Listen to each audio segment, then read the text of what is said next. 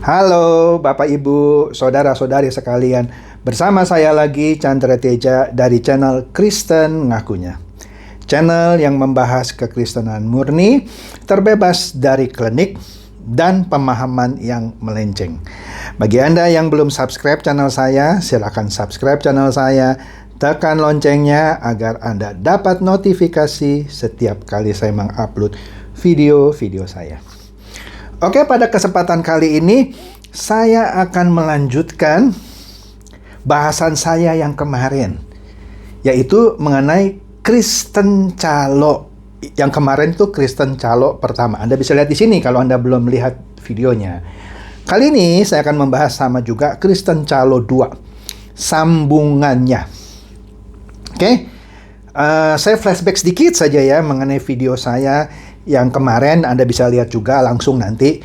Intinya adalah kita sebagai orang-orang Kristen tidak perlu calo, tidak perlu mediator gitu ya, untuk bisa berkomunikasi dengan Tuhan kita sendiri. Langsung aja berdoa sama Dia, hubungi Dia, diskusi sama Dia, berbicara dengan Dia, curhat sama Dia, minta pertolongan langsung dari Dia. Nggak usah pakai calo. Ya, jadi kalau ada orang yang ngaku dirinya itu seorang yang sakti mandraguna, yang hanya melaluinya saja Anda baru bisa disambungkan ke Tuhan, atau seakan-akan dia punya nomor WhatsApp-nya atau nomor Telegram-nya Tuhan gitu ya, untuk bisa berkomunikasi dengan intim. Itu sesat. Dan yang percaya itu bukannya bodoh, bodoh banget. Saya pernah lihat beberapa video, untungnya ini bukan di Indonesia. Saya nggak tahu, mungkin di Indonesia ada juga. Ini terjadi di Nigeria. Bener ini di Nigeria. Ceritanya ada seorang pendeta gitu ya, sedang berdiskusi, bukan diskusi, apa istilahnya, mengabarkan firman, berkhotbah. Tiba-tiba, sebentar, dia bilang, nih handphone saya bunyi nih. Ya Pak, ada apa Tuhan?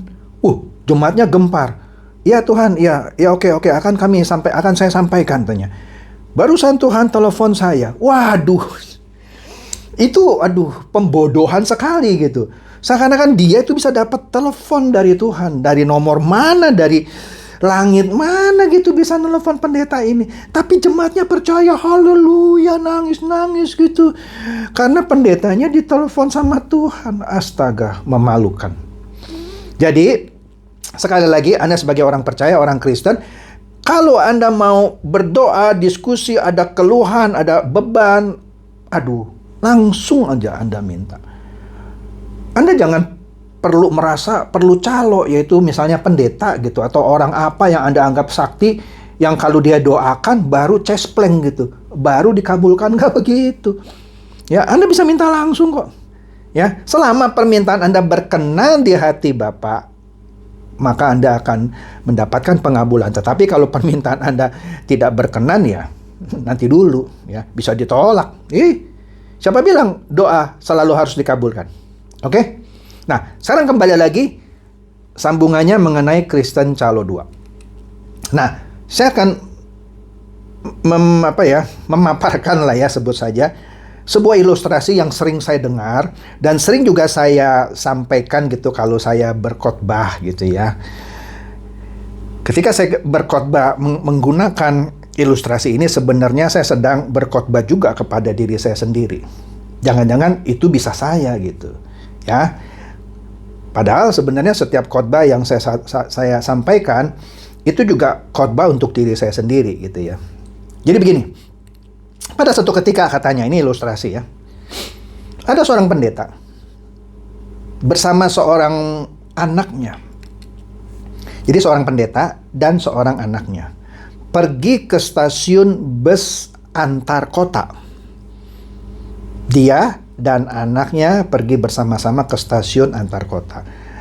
Anak ini masih kecil lah, ya masih SD kelas 1 atau kelas 2. Kemudian di stasiun itu ada seorang yang begitu aktifnya.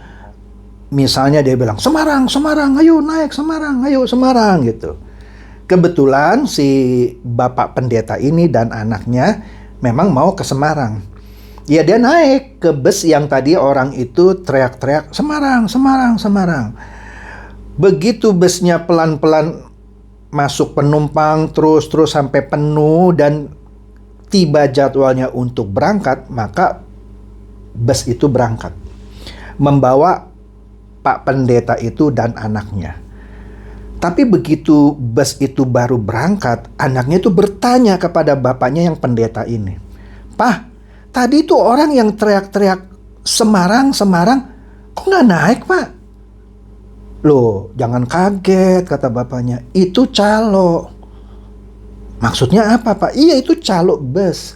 Dia manggil-manggil kita supaya kita naik, tapi karena dia calo, ya dia nggak ikut naik." "Oh, berarti dia nggak ikut kita ke Semarang ya, Pak?" "Ya enggak lah." "Oh, gitu ya. Jadi kalau calo itu cuman teriak-teriak aja supaya orang naik ya ke bus seperti kita ini, tapi dia nggak ngikut. Nanti dia teriak-teriak lagi untuk bus yang lain. Demikian seterusnya." "Oh, kok lucu, Pak ya?" "Oh, nggak lucu dong. Memang begitu kerjanya calo. Yang dipanggil yang naik, yang dia sendiri nggak naik. Mestinya dia ikut dong, Pak. Kan dia manggil-manggil." "Enggak," kata bapaknya. "Calo memang begitu. Dia cuman manggil-manggil orang untuk naik, dia sendiri nggak ngikut." "Ya berarti dia nggak sampai ke Semarang." "Ya pastilah nggak sampai Semarang, namanya juga calo," kata bapaknya. Mulai agak kesel gitu bapaknya.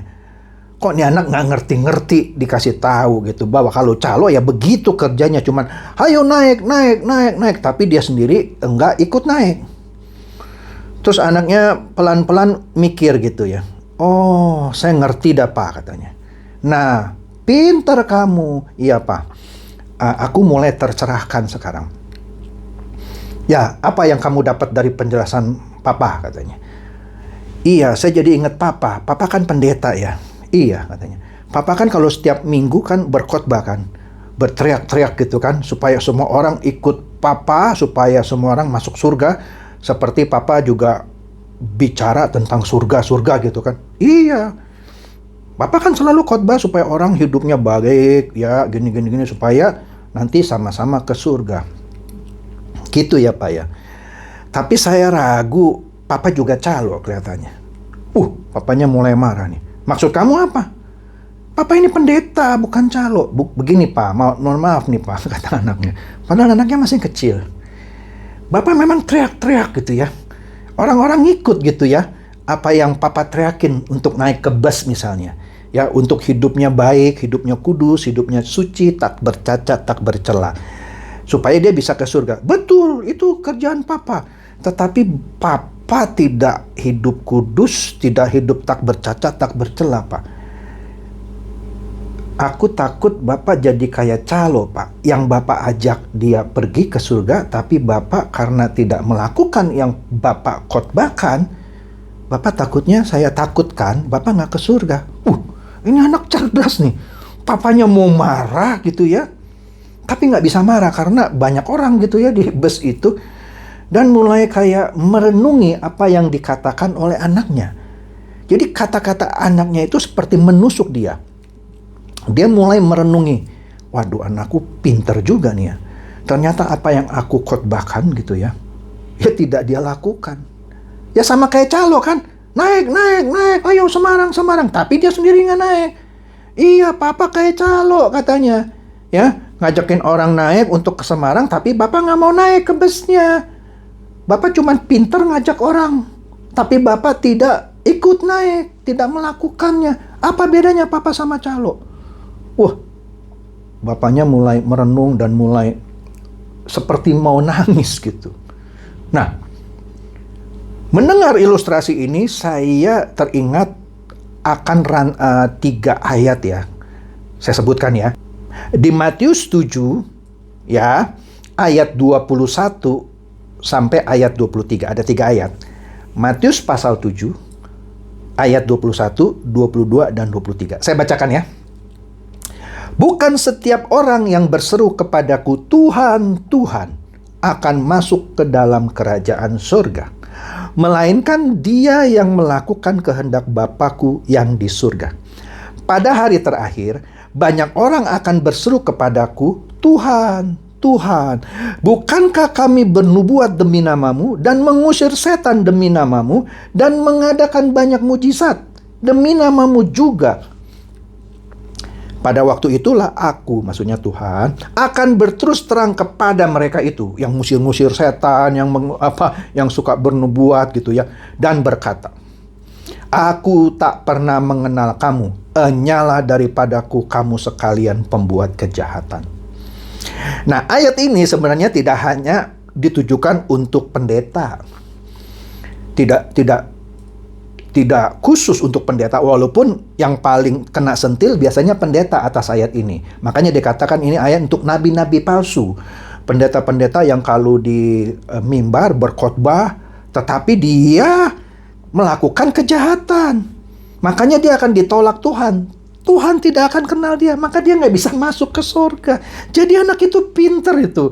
Anak itu ngerti nih Matius pasal 7 ayat 21-23. Maksudnya itu, bapaknya itu mungkin pinter bikin mujizat ya, mengusir setan, bernubuat, tapi nggak masuk surga gitu. Karena apa? Ternyata bapaknya meskipun pinter bernubuat, ngusir setan, tetapi dalam kehidupannya melakukan kejahatan. Jadi nggak jaminan seorang pendeta gitu ya, yang pinter bernubuat, ngusir setan, ya, mengadakan mujizat, pasti masuk surga. Jadi inilah Kristen calo yang kedua. Jadi terima kasih kepada anak itu yang semoga bisa membuka wawasan Anda dan semoga Anda bisa tercerdaskan dari ilustrasi ini bahwa hati-hati dengan Kristen calo ya, yang bisa saja dia tidak masuk surga padahal dia pemberita firman. Ya, jika Anda mungkin salah satu pelakunya, bertobatlah.